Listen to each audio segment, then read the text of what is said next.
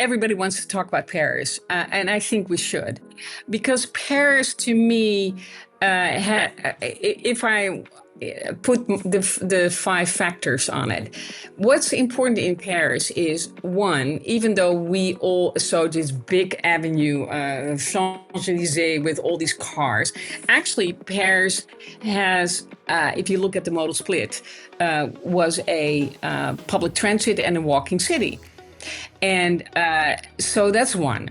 And when the metro is on strike, people take out their bicycles and cycle. So they knew how to cycle in some ways. But of course, what's key in Paris right now is the political will. Hey everyone, welcome to the Active Towns channel. My name is John Zimmerman, and that is Professor Ruth Oldenziel from the Technical University in Eindhoven. And we are going to be talking about the series of books that they have been working on over the years, The Cycling City. This one is the European experience, and they're working on several additional installations to that project, including the African experience, Minneapolis, and Cork.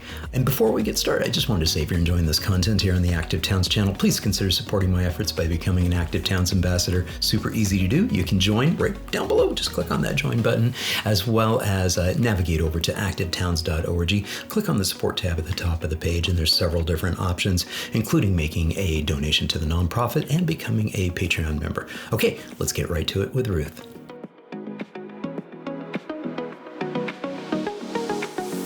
Professor Ruth Oldenziel, thank you so much for joining me on the Active Towns podcast.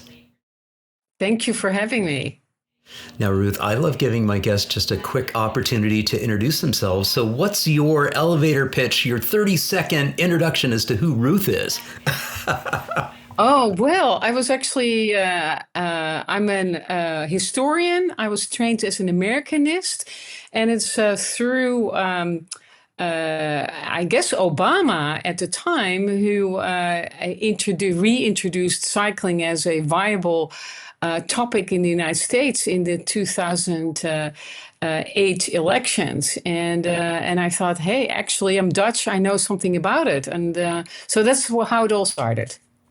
Fantastic, fantastic. And where are you located? Where are you actually residing? Yeah, that's very unusual. I'm a historian in the city of Eindhoven, and Eindhoven is the car capital of the Netherlands. And so, and I'm a technical university, which means that I'm a minority of a minority of minority, because, you know, I'm a woman, I'm a historian, and I do bicycles in a car-oriented university. So that's a nice place to be in. The belly of the beast. The belly of the beast, so to speak. And I noticed that our connection's a little weak here. Your visual is sort of fuzzy right now, but that's okay. I think it'll get better over time. So I'm going to actually pull over to this website, the Cycling City's website, and we're going to be talking a little bit about your experience. And I have a surprise here for you too, because I have this. Oh. Wow, you know it's a collector's item, do you? It is, yeah. So that was published, that first European Cycling Cities, that was published back in 2016. You and I have met before. We met back in 2018 during a People for Bikes study tour to the Netherlands. And so we're going to be talking a lot about the Cycling Cities research experience, the global experience, what you guys are doing from a research perspective, and these different books that are being produced. But you mentioned history and historian, and I noticed as I was digging deeper into your website, you're connected with a fellow historian that I know quite well and has been on the podcast several times, Peter Norton. Yeah, you know, we are really best friends, and we just really love each other's work, and I'm an admirer of Peter. And he's also, I got him involved in the Cycling Cities Africa experience. And we traveled together in Africa. And that was also quite something, you know, to have two historians on the road in Africa and observing what happens there when you travel by car, and chickens and people and goats are crossing the road. Yeah, it was very enjoyable. And I guess just to make sure, we're talking about the same Peter Norton, right? From the University of Virginia, correct? Yes, Fantastic. absolutely, absolutely. Yeah, Yes, yeah, yes. Well, very I good. guess why we like each other's work is that he's of course the one who put traffic as a historical topic on the map and explaining to us all that it's the street that we see today is not inevitable. It has a history and there was a lot of contested terrain. Rules got instituted by a car lobby trying to get pedestrians and also, that's my story, cyclists out of the way. And so, yeah, I guess we have a lot to talk about when we talk about our favorite topics of cars and bicycles and pedestrians. Yeah, yeah. Well, you gave a little bit of that context of dating back to the Obama administration and that era of that. You're thinking, oh, gee, I know a little bit about this whole bicycling thing. Yes, you're down in Eindhoven, as you call it, the car capital of the Netherlands. I've been there. I've documented the wonderful Hoven ring that you have there, which really put, I think, Eindhoven on the map from a bicycle infrastructure thing. It's like the bicycle infrastructure bling of the Hoven ring, and I know that the city is trying to be improve, make it more pedestrian and bicycle friendly. I know that there's been a lot of work being done, like especially like on the underpasses and trying to enliven them and make them more friendly. But talk a little bit about what it's like being a historian, studying this particular area and that intersection and relationship with cycling and the motor vehicle world, and being in a city like Eindhoven, which has been changing quite a bit. In fact, my visit to the Hoven ring, I'll date this for you, was in 2015. So I was there to visit in 2015. Yeah, well, Hoven ring, which is a kind of, it almost looks like a spaceship. It's an elevated roundabout for cyclists. And you would, as you say, it is a lot of bling, but it's actually not very practical. And it came out of really, it was about buses that had to get the right of way. And because cyclists are everywhere, the only solution they had was to elevate cyclists. Well, this is not the kind of infrastructure that I think is the way to go at all. It's the same as you have pedestrians having to cross highways, and you're asking people and children and elderly and to first go up and then down. That's not what we want, and have cars have the easy way. And this is really, really instructive. I know a lot of your listeners probably think of cycling, Dutch cycling, as one phenomenon, but it is actually not.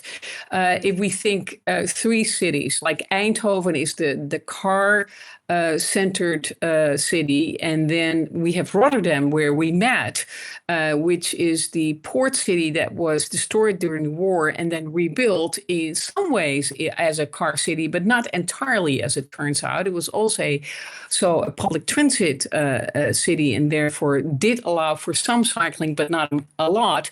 And then we have Amsterdam, which is truly the cycling capital of the world. And their bicycles are everywhere.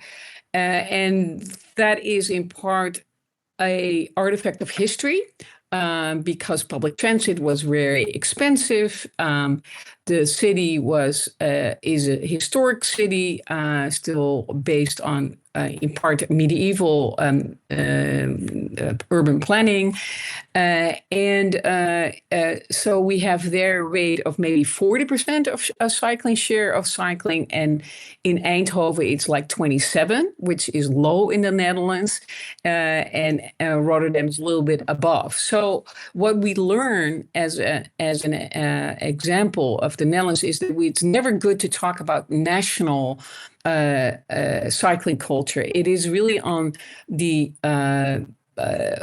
city level. That's at least the research that we did that dates back to the 1990s. So just to talk about how this came about. So in the 1990s, the Dutch national government actually invested a little bit of money into cycling, which was new because usually it's done on a city level. And at the end of that project in the 90s, when the money was gone, they said, well, maybe we should record this. And they asked my colleagues at the time here in Eindhoven to write a study where we comparing what the Dutch experience was vis-a-vis some other European cities. And a couple of things came out of that study. One is, as I just said, that there are huge differences within the country. And so that it's not natural, it's not inevitable. So that was very important. Secondly, they developed what we then further developed, explaining how can you become a cycling city. And at the time, they looked at three factors. One was what everybody asked. Okay, the Netherlands is flat, so it must be the physical environment. Well, that turned out not to be the case, that's the determining factor. So urban planning was actually more important. So that was factor one. Then the ministry that was interested in what are the mobility alternatives? What are the options that people have? So then they looked at automobility, public transit, and walking. So that became factor number 2. And then also the traffic models, like is it a shared road or is it traffic engineering with separation? I see that you have Johannesburg on the screen. I do, yeah. So I have the 5 factors outlined here. So factor 1, as you said, we're taking a look at infrastructure, and then factor 2 is here, yes, and this is Johannesburg. Yeah. So infrastructure is what we usually think of, let's get more bicycle lanes, but that is not. A is not determining factor, and B, it also turns out to have a very complicated historical background, because the picture that we're looking at is in Johannesburg and was actually used to separate white automobility from black workers going from the places of work and places of residence.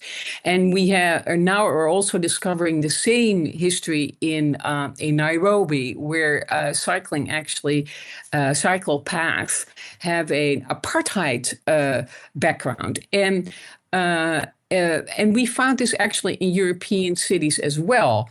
As engineers, traffic engineers, were preparing for the automobility of the future, they were thinking of how to get people, cyclists, out of the way. And that is the story also in the Netherlands, that the cycle path was a way of separating slow and fast traffic, but really marginalizing it.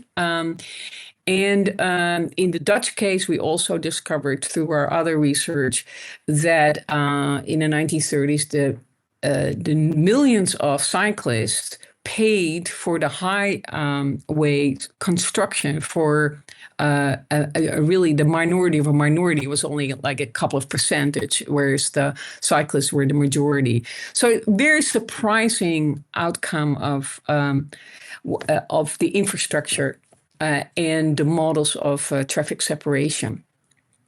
So that is, we call that our factor number 3. And as I said, the urban planning, like what does a city look like? And then this is your traffic. We are looking here. I believe it is Cairo. And this is a picture we find in many, many cities, global cities around the world, that where public transit buses are overcrowded and become really problematic, that people start to find other ways, and that usually is a beneficial factor for cycling. So people then start to acquire bicycles to commute. Yeah, it's a wonderful picture, and I have pictures from China and from Maputo, yeah, and it's all this a case where governments are not able to really provide mobility alternatives, public transit alternatives for people, and that cycling then becomes a real great option for commuting. And this is a powerful image. I mean, it's an image for the listening only audience, is an image of a bus, and literally 4 or 5 men are hanging out of the bus. It's so packed, and they're just, hanging on for dear life at the doorstep there, trying to make it to that next destination. Pretty wild. You mentioned Nairobi earlier. Again, this is part of Factor 3. Well, you would think it might be India, but it's actually Indian cyclist chic cyclist in Nairobi. And no, but I completely understand why this is a confusing image, but what we discovered is that Indian traders were crucial in helping to commercialize cycling in Africa, all over the continent.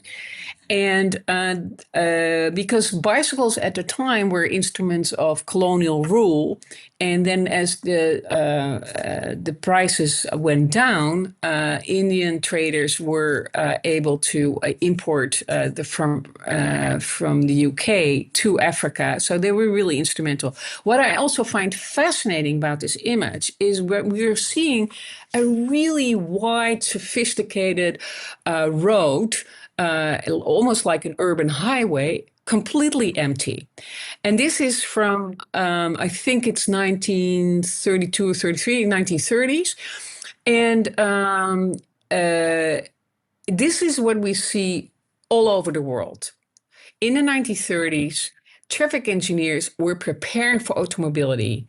And whether we are talking about Sweden, when we were talking about Tehran, and in this case in Nairobi, Enschede, everywhere. And there is this historical moment where cyclists are really happy with this empty road and using happy riders. And we know the story afterwards that this then becomes later, when actually automobility, after a lot of lobbying of the car industry, only sort of takes off in the 1950s, that this becomes the traffic jam that we are so familiar with in so many cities. But initially it was not. Yeah.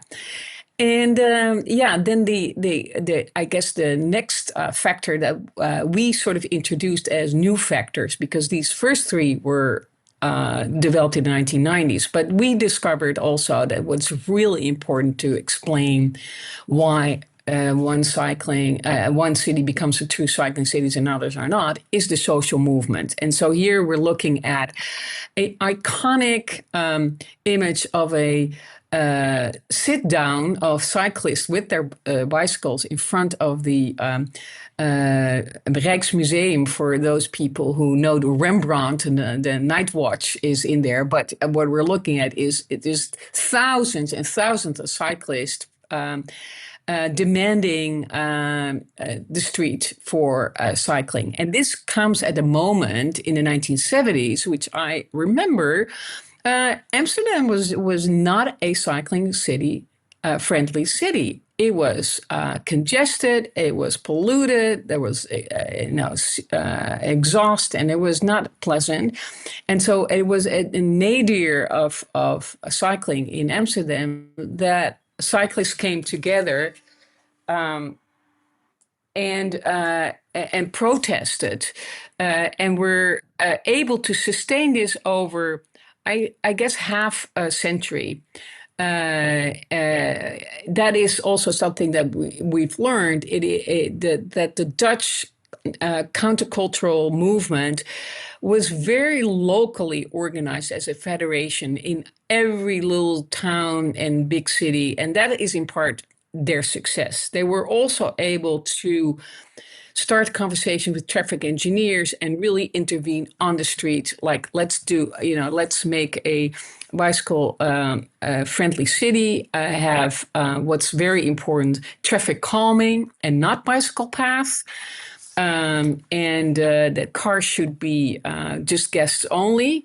But what the good news, I guess, for your listeners who probably think, oh, we'll never be a Dutch cycling city. Well, yes, you can. Yes, you can. But it takes a lot of activism. This took 50 years, and in Amsterdam, we're only now, after half a century, in the place where cars are no longer ruling the streets. So that is factor number 4. You really need a vibrant, persistent social movement that's able to make coalition with policymakers, but also across class. That's very important. Right. And sticking with that a little bit with regards to the social movement, and you had mentioned that every sort of geography, every city sort of had their own identity, their own group that was fighting within their particular municipality. The Fietsersbond, you have kind of this movement, kind of at a bigger area, but you do have like a Fietsersbond within a particular area, and you mentioned it there.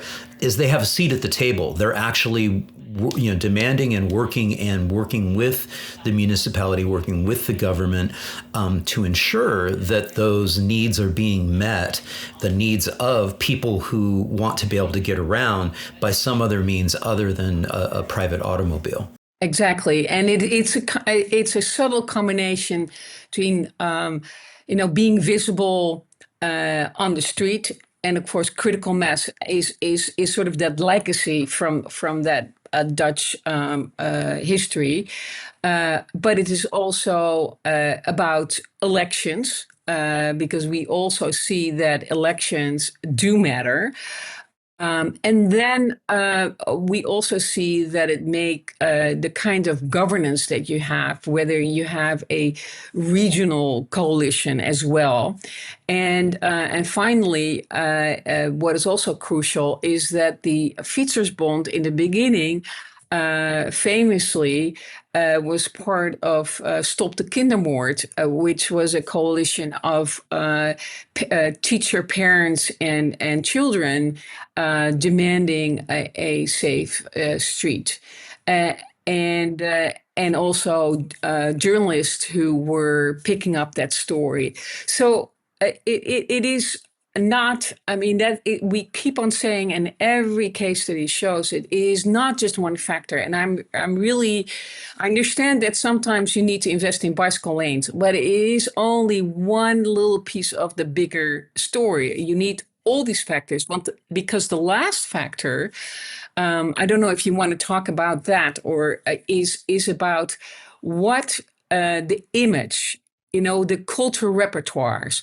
So in cities where the middle class or an aspiring class is part of it, you will see that gives leverage, and you build support. We're now looking at, I think it's the most fantastic bicycle. It comes from in Zambia, and it's a bicycle taxi. But it is, it's a repurposed bicycle. It has a lot of cultural resonance.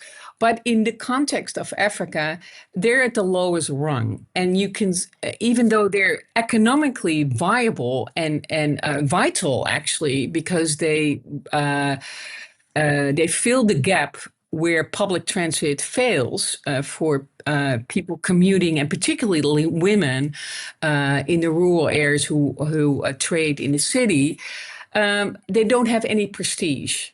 And so the cultural repertoires are really very, very important. And you need you need both. You know, you need the social organization, but you also need positive images that are unfortunately based on class. And usually, when only lower class people are using bicycles, it has a bad reputation. On the other hand, I also don't think that if you only have a leisure class using bicycles, that will not advance your cause. So you need a really broad coalition and multiple representations of what cycling can mean to people. It can be sports, it can be, in this case, a public transit alternative as a bicycle taxi. Fantastic. So again, this is a series of publications, Cycling City publications that you have been working on. The core of this is also part of the research that has been embarked upon. You talked a little bit about that history. At some point in time, so if we go over to the cycling PhD program and you take a look at what's going on here, we see that the Sustainable Urban Mobility, the SUM PhD program, is at the core of all this. Why don't you talk a little bit about this program and its relationship to these manuals? Yeah.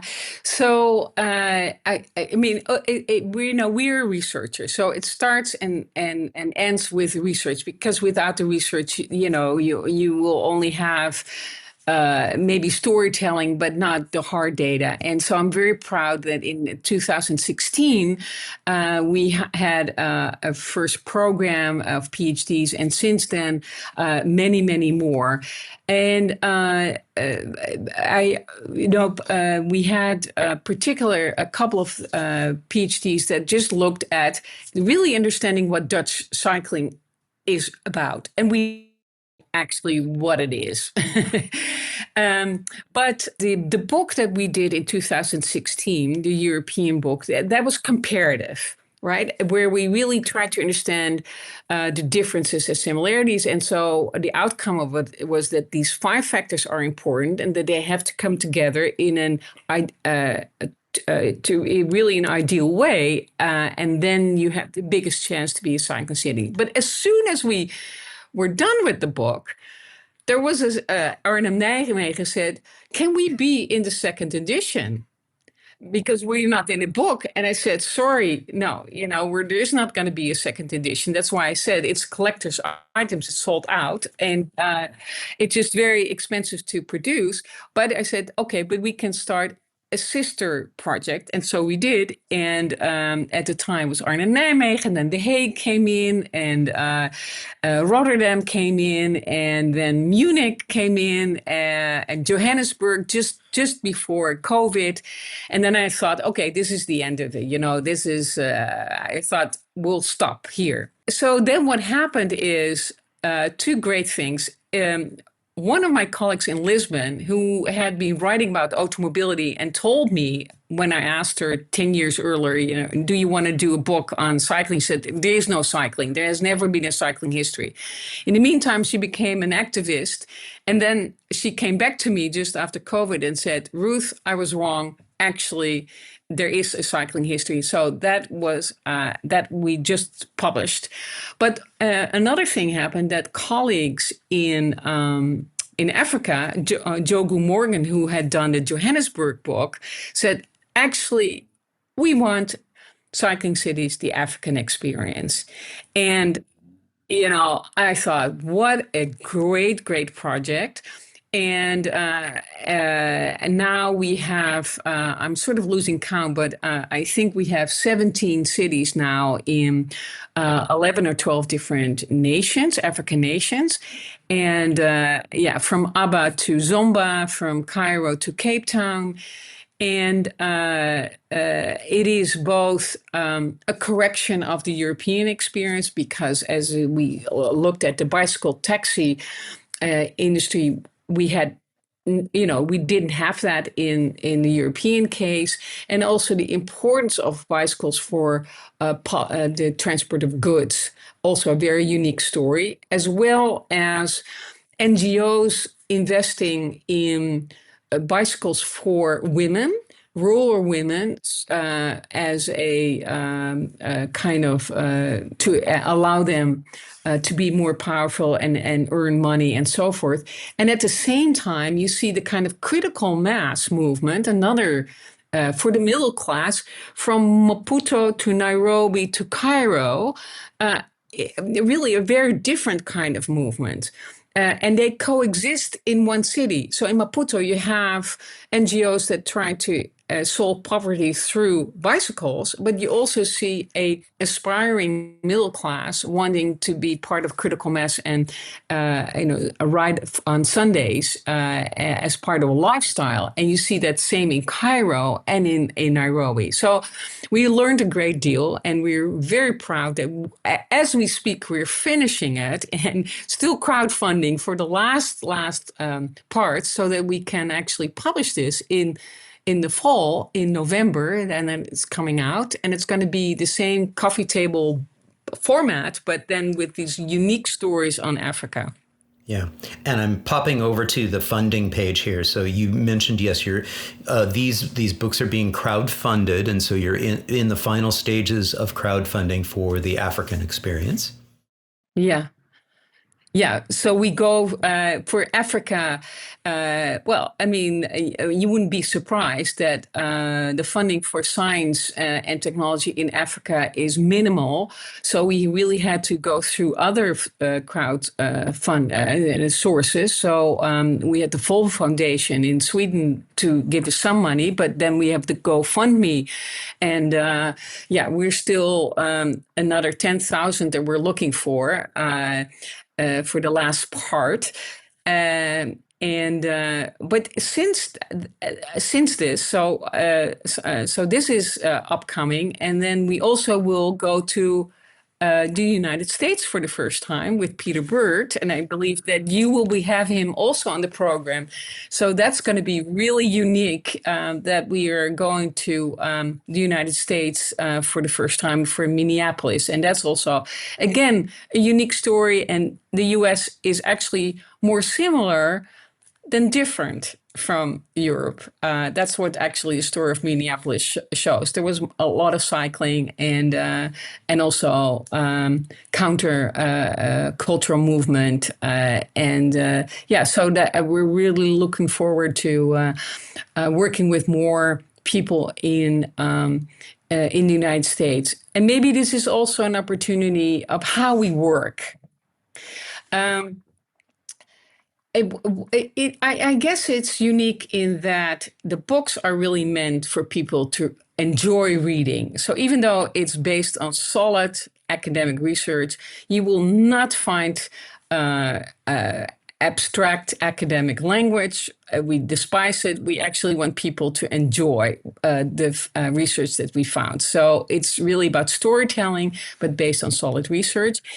And what was also, I guess, unique is that we work with local researchers, and sometimes they're bicycle activists, they're interested in history, sometimes are the academics that are interested in cycling.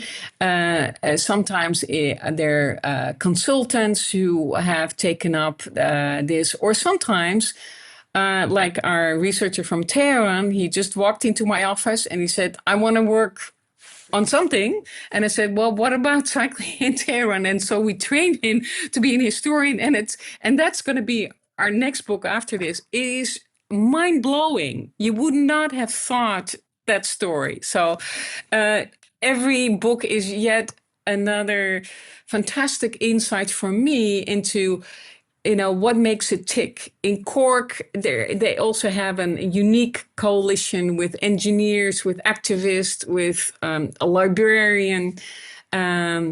You're pulling up the one on Tehran. Well, the images are already so mind-blowing. You have a really modern urbanizing city, but also Orientalism battling it out, and cycling being at the forefront of that story, where European and American cyclists tour around the world, and they all have to go to Tehran, because it's such a Oriental place. That's then in the 1920s, and then there's the modernism, and then we get the Islam, and yet there's cycling. So yeah, that's also a really wonderful story. And then Cork is in Ireland, and there's still a lot of cycling till very late. They had automobility late, and they're in the process of finishing their story. So every time we learn both how similar the stories are all over the world and how different. And that's sort of the last part why this project is so unique, is that we can truly compare and contrast. We're not talking about best practices. We are actually getting an understanding and analyze what's unique about your city and what's similar, and taking it from there. And this is actually our whole publication process is moving into yet another really exciting 2.0 or maybe 3.0 or 4.0, I don't know, but is that we are, in the last year and a half, we are developing different tools. What does that mean? So the tool number one is obviously the books that are accessible, are nice to have, nice to read, and that's one tool of communication. And without it, we cannot do the other parts. The second one is that we have a platform that we're developing with our students here in different classes, to have a platform where ultimately you will be able to compare the different cities in terms of images, modal split data, the narratives, and we're gonna prototype it and show that in the fall.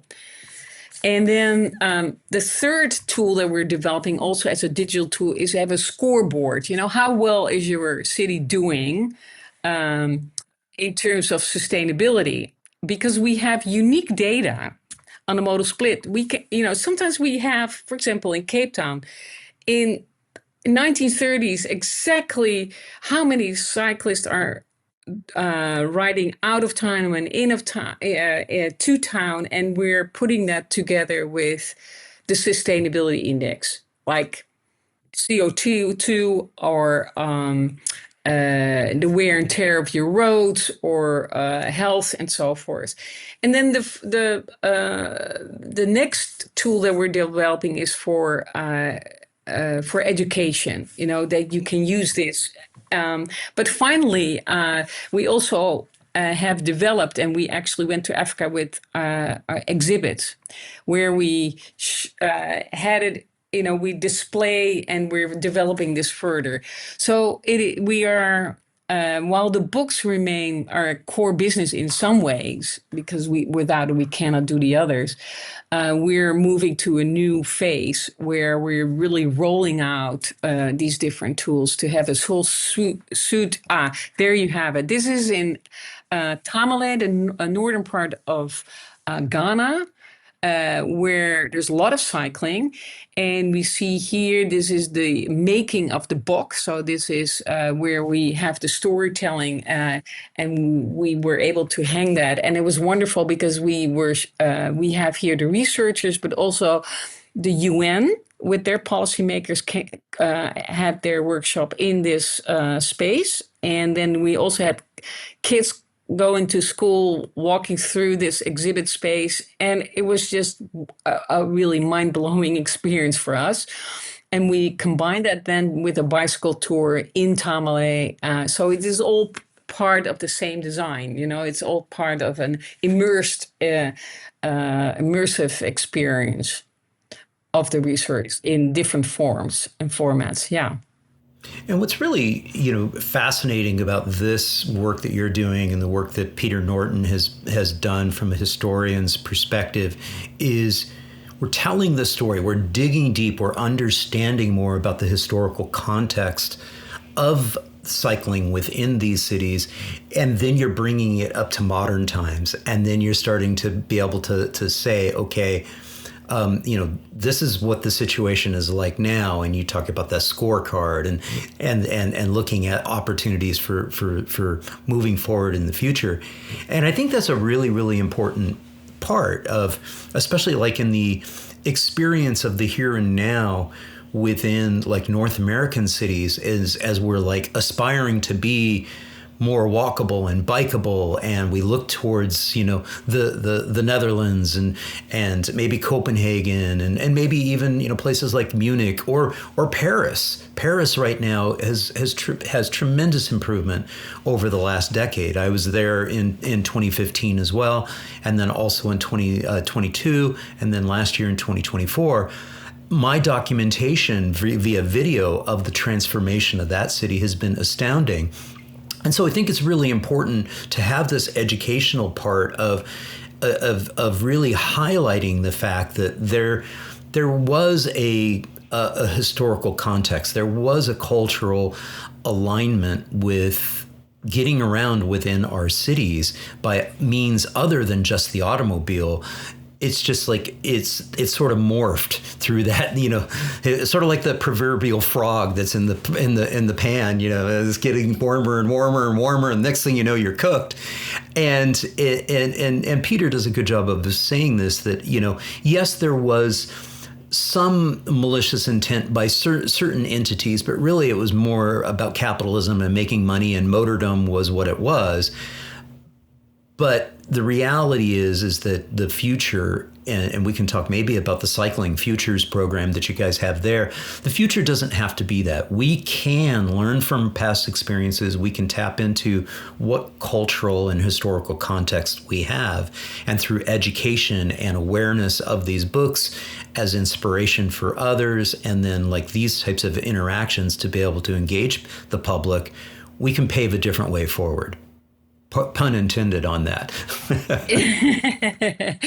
Well, I mean, let's talk about. Everybody wants to talk about Paris, and I think we should, because Paris, to me, if I put the five factors on it, what's important in Paris is, one, even though we all saw this big avenue, Champs-Élysées, with all these cars, actually Paris has. If you look at the modal split, was a public transit and a walking city. And so that's one. And when the metro is on strike, people take out their bicycles and cycle. So they knew how to cycle in some ways. But of course, what's key in Paris right now is the political will of someone in saying in this case the mayor of Paris, let's imagine a different future, and let's pay the political price in a way, because she's not afraid to say cars actually don't have a future in Paris. We want another livable city, and that is sort of also what.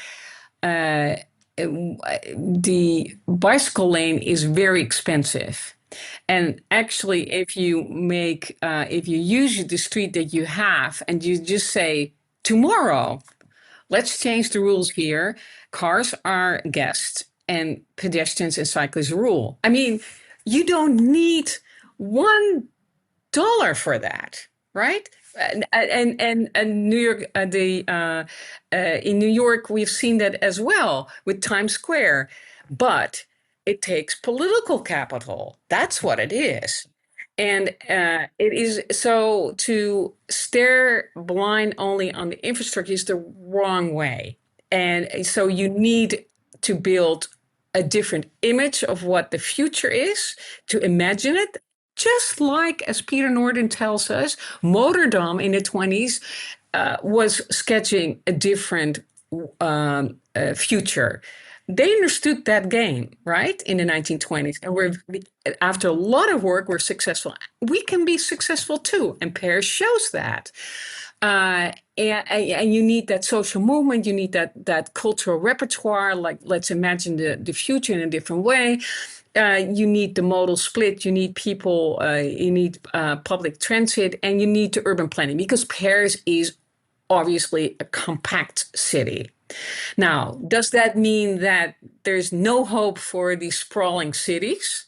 Well, in the world, uh, there is the bike train bike combination that one of my PhDs has written about, and in Berlin we see that as well, which is actually also a pretty expanded city. So there's absolutely hope for the United States, and but it is a combination of political will, of urban planning, of long-term vision, and understanding where your city comes from.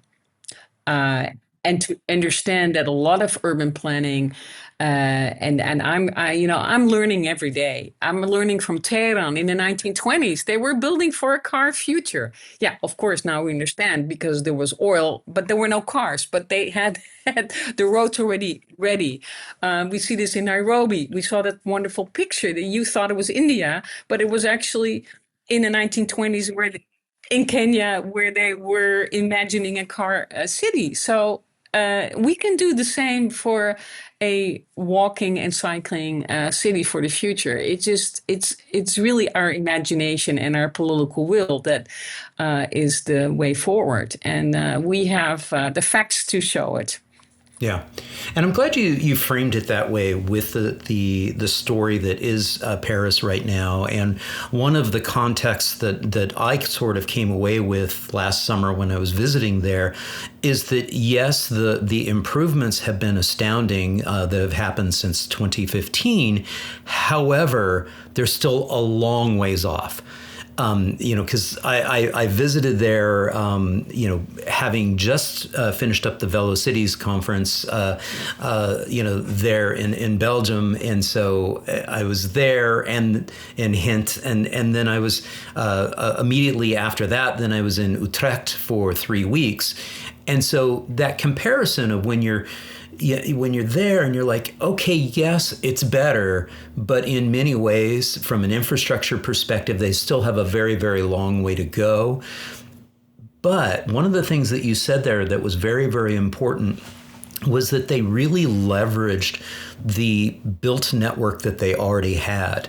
Many of the side streets within Paris are very narrow, and all that really needed to take place, it wasn't very expensive, was just tweaking. It was just sort of reimagining how those narrower side streets were handled. Many of those narrower side streets also happen to be school zone areas. And so their magnificent 200, 300 plus school streets implementations in Paris was brilliant because they were able to take, with very, very low dollar investments, a traffic calming aspect of it, really turning these streets back over to the kids and to the parents, which was really phenomenal. That to me was the bigger takeaway than necessarily the protected bike lanes and the Rue de Rivoli and all those. Those are like splashy things. Those are bling, just like we were talking about earlier with the Hoven ring. Is that yes, those catch the attention, but really, to your point from earlier, the Hoven ring is really automobile infrastructure. It's getting the people on walking and biking out of the way so that the very large roads, stroads, if you will, that were intersecting down below the Hoven Ring were able to be, have free flow, if you wish. Get those pesky humans out of the way so that we, drivers, are able to do that. So I really appreciate both those things that you had mentioned, both about the Hoven Ring as well as Paris. Let's talk a little bit about Futures and Smart Cycling Futures Project. What's going on here with this? Well, okay, I must admit, a lot of the funding in the last 10 years has been all about, smart, smart, smart, and ICT and so forth. And I'm actually not a believer in that. So I'm glad that that you sort of highlight what we said. I think that tweaking the infrastructure that we have is much more important. And ultimately, it is a political project. Because the elephant in the room that we have not talked about, and you see some of that in Paris and in Amsterdam, just as a comparison, is parking. Parking is just dead bodies, right? It's just not mobility, it's dead mobility. And it takes away from the public space. And so cities that are truly able to wean off the parking dollars and say, let's give it back to the public, together with traffic calming. That is where you truly start a cycling city. And if you're not willing to do it, then your case is pretty hopeless. And I say this from the point of view of Amsterdam.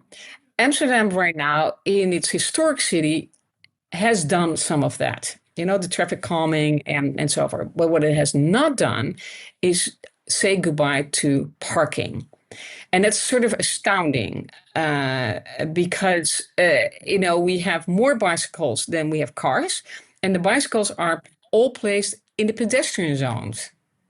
And, I have tried to argue that, okay, let's convert the bicycle parking, the car parking into bicycle parking.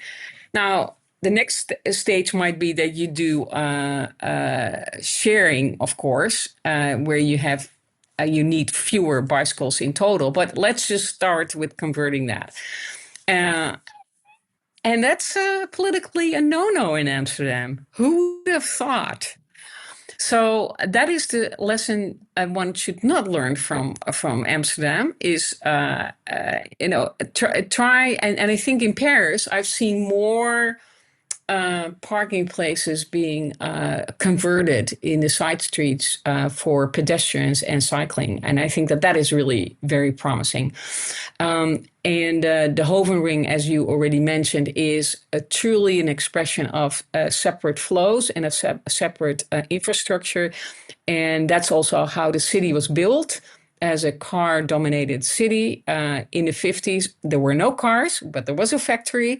And so they made the streets very wide for cars, lots of cyclists on it, no cars. And then they started to make an infrastructure separately for cyclists, which is really a kind of a funny artifact of history, but it's not the way to do it.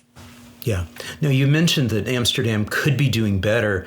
It seems like I've been seeing a lot of posts that have been highlighting the fact that they are trying to get forward. I think the number was eliminating 10,000 parking spots in the city of Amsterdam.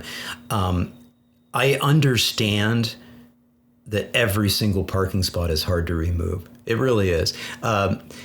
I remember from years ago. Jan Gale in Copenhagen. This was in a documentary long time ago. I think it was called Contested Streets. And he's quoted in there of saying that one of the things that they did in Copenhagen way back in the day was that they just eliminated the smallest amount, just like 2% per year. And because nobody can like get their head wrapped around how small that is, but it totally adds up over time, because it's like nobody like freaks out about, oh yeah, 10% is gone, but 10 years later you're talking about some big numbers. So it sounds like what you're saying is that they're having difficulty actually removing those spots that they've said that they're going to do. Yeah. Yeah, we have a green-red coalition government. Unique. I mean, they campaigned on it. They have been voted in a couple of times, but they're not very successful in doing it. It's political will, but it's also the building codes. So when that is also something that is truly astounding, and some of our research is on that, is that a lot of these codes are being presented as law, but a traffic engineer in Munich has explained to me that a lot of the European codes, for example, for how large the parking space needs to be, they're just agreements, but they're not voted or they're not signed into law.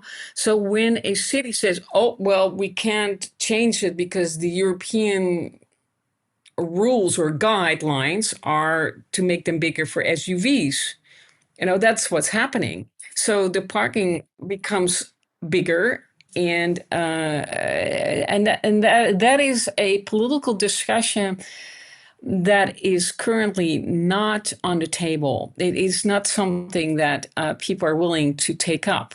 And I think that is where we should focus on, is to really examine, how did we get these rules about parking and how many cars there should be per household?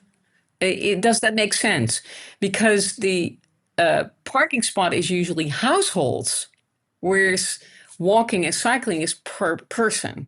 And so you get these fudging of numbers that we're really trying to get a better understanding. And once we have unpacked those numbers, then we can also say, hey, maybe we need other guidelines for this. Because right now we're in a lock-in. Yeah. And it's interesting, too, because a lot of this ends up getting, what's the right word? A lot of this ends up evolving into culture war issues of the right versus the left, and those people against these people, the drivers versus the non-drivers, and back and forth. And it's really unfortunate, because when we think about this, I mean, we're just trying to create more livable places without necessarily impinging upon the freedoms and the mobility and the livelihoods of other people. And the late, great Donald Shoup, who wrote the High Cost of Free Parking, he was on the podcast just before he passed away. And I had his episode out on January 10th, and then he passed away a couple weeks later. He and I were talking about, the necessity for us to reframe our thought processes is from a human perspective of what a parking spot means. And when you really think of it, it's almost ludicrous that we have this expectation that we can store private property in the public realm for little or no cost. It's just, you would. I mean, Ruth, I would love to have my refrigerator out that'd be great. Well, and there are people in my street who use their cars as their shed, it's just storage room.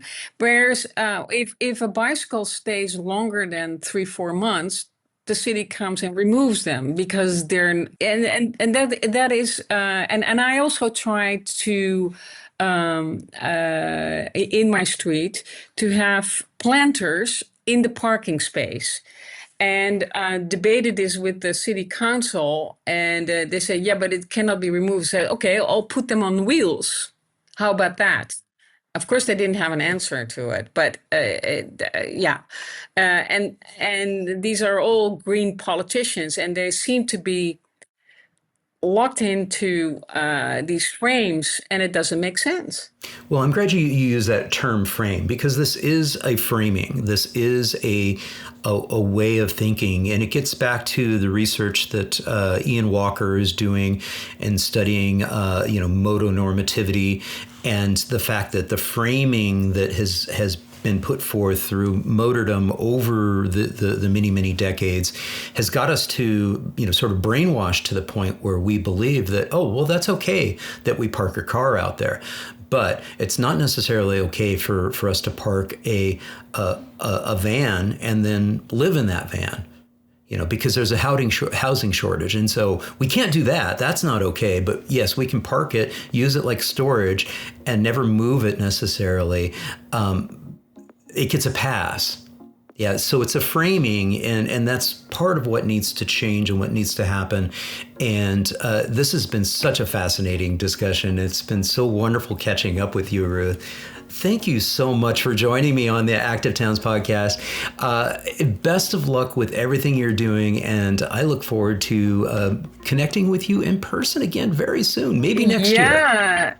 Yeah, and we're so excited about all the projects in the pipeline and Cycling Cities 3.0. Yes, exactly. And again, folks, be sure to head on over to the website and check it out. And if you can support the GoFundMes, and if you can engage with this process, I can totally see that more excitement in more cities around the globe are going to be interested in understanding their historical past. It doesn't need to be necessarily a research project. It doesn't need to be a formalized book that gets done, but I am super excited about the fact that the very first North American or U.S. city is going to be outlined in Minneapolis. And again, as you mentioned, I will have Peter Bird on. So again, folks, head on over to the website, cyclingcities.info, and again, you can click on through to the upcoming books that are in the works right now, the African Experience, Cork, as well as Minneapolis. Again, thank you so much, Ruth. Thank you for having me. Thank you. Hey, thank you all so much for tuning in. I hope you enjoyed this conversation with Professor Ruth Oldenziel. And if you did, please, give it a thumbs up, leave a comment down below, and share it with a friend. And if you haven't done so already, I'd be honored to have you subscribe to the channel. Again, click on the subscription button down below. Be sure to turn on all notifications by ringing that bell. And if you're enjoying this content here on the Active Towns channel, again, please consider supporting my efforts by becoming an Active Towns ambassador. Again, you can just hit the join button right down here below on YouTube. You can also leave a YouTube super thanks, as well as you can navigate over to activetowns.org, click on the support tab at the top of the page, and there's several different options, including making a donation to the nonprofit. You can buy me a coffee, as well as become a Patreon supporter. Patrons do get early and ad-free access to all my video content. Okay, that's all for now. Until next time, this is John signing off by wishing you much activity, health, and happiness. Cheers. And again, just want to send a huge thank you to all my Active Towns ambassadors supporting the channel financially via YouTube memberships, YouTube super thanks, as well as making contributions to the nonprofit and joining my Patreon. Every little bit adds up and is very much appreciated. Thank you all so much.